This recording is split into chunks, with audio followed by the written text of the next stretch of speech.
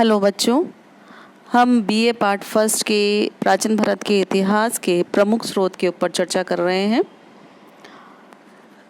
हमारे अतीत की जो घटनाएं हैं उनका क्रमबद्ध वृत्तांत ही इतिहास है।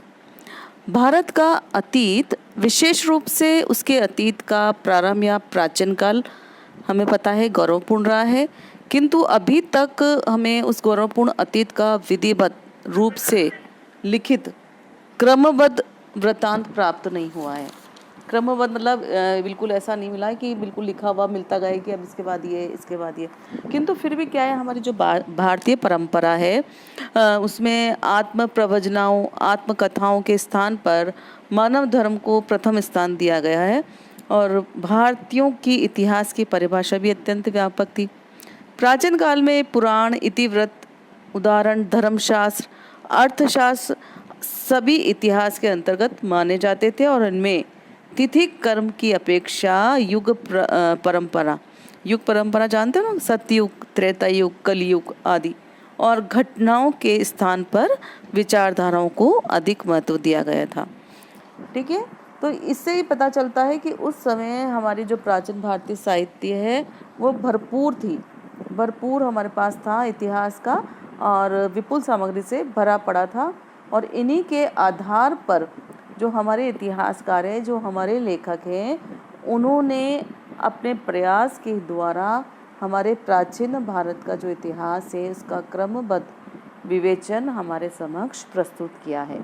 अब हम देखेंगे कि हमारे प्राचीन भारत को जानने के क्या क्या स्रोत हो सकते हैं। स्रोत मतलब साधन मतलब हम कैसे हमारे जो भारत का इतिहास है उसको जान सकते हैं।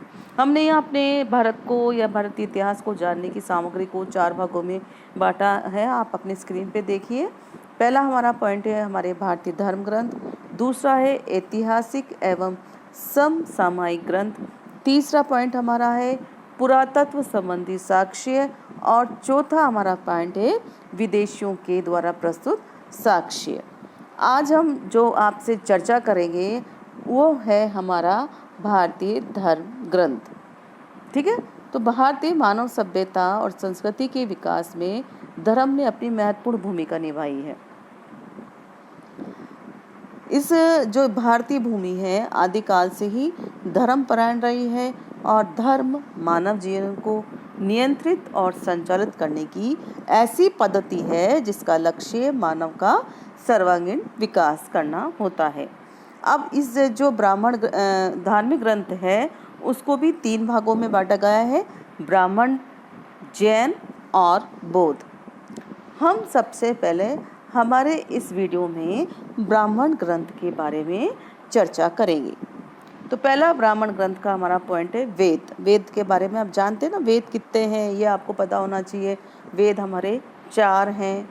कौन कौन से वेद हैं? ऋग्वेद, सामवेद, यजुर्वेद और अथर्ववेद। सबसे प्राचीन वेद हमारा ऋग्वेद है। तो ये वेद जो है हमारे ब्राह्मण धार्मिक साहित्य के प्राचीनतम ग्रंथ हैं, या हम ये कह सकते हैं कि इन ब्राह्मण ग्रंथों में सर्वाधिक जो महत्वपूर्ण स्थान है वो है वेदों का। और वेद किससे बना हुआ है? संस्कृत भाषा के विद धातु से। वेद 4 है, इसमें सर्वाधिक जो प्राचीन वेद है वो ऋग्वेद है, इसीलिए इसे आदि वेद भी कहा गया है। इससे हमें किस बात की जानकारी मिलती है कि आर्यों के भारत में आगमन के पूर्व और भारत में आने से और उनके प्रसार के बारे में हमें पर्याप्त जानकारी मिलती है। सामवेद में क्या है? देवताओं की।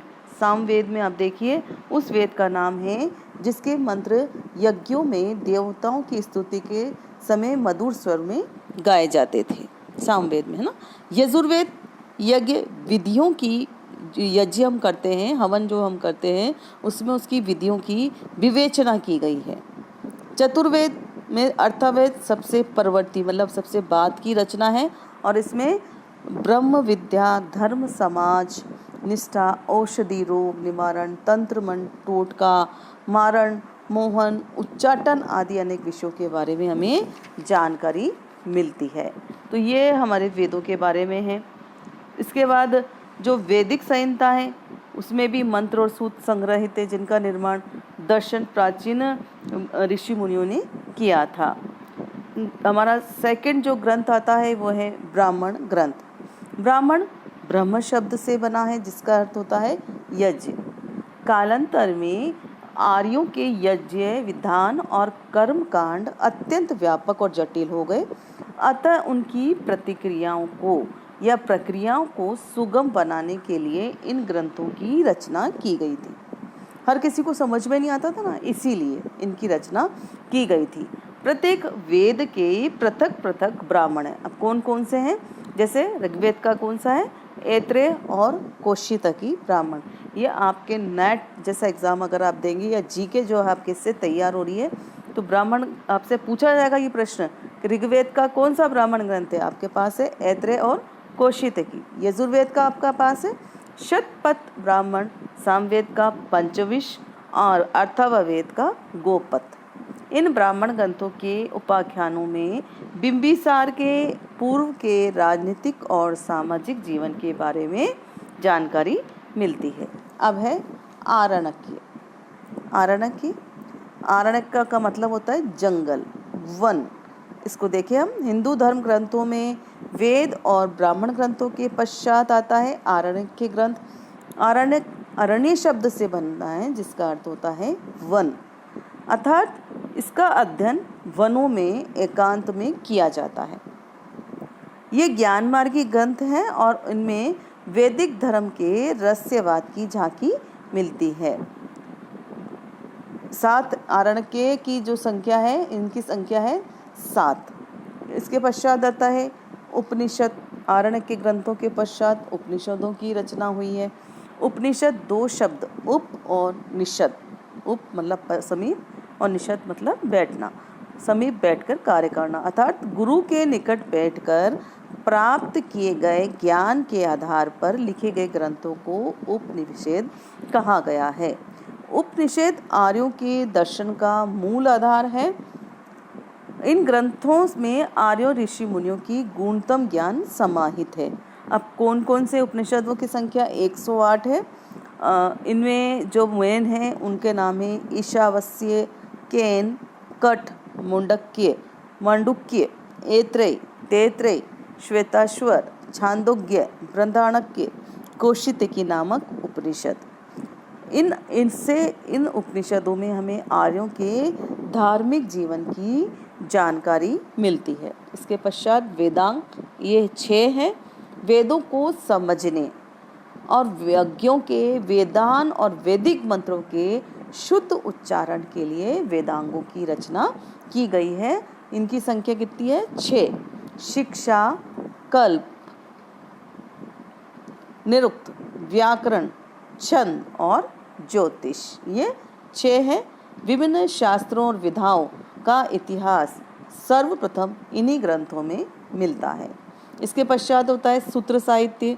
सूत्र साहित्य, इन ग्रंथों में भी ऐतिहासिक तथ्य प्राप्त हुए हैं और इनकी ये 3 संख्या है: श्रोत सूत्र, ग्रह सूत्र और धर्म सूत्र। श्रोत्र सूत्र में वैदिक यज्ञों का वर्णन है।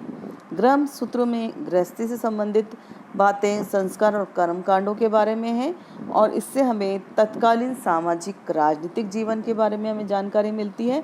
और धर्म सूत्रों में सामाजिक, राजनीतिक और वैधानिक व्यवस्था का विवेचन हुआ है। इसके पश्चात आता है हमारा ग्रंथ स्मृति साहित्य। इतिहास के संकलन के लिए स्मृतियों का विशेष महत्व है। स्मृतियों में तत्कालीन सामाजिक संगठन, सिद्धांतों, नियमों, प्रथाओं, रीति रिवाजों आदि की महत्वपूर्ण जानकारी मिलती है।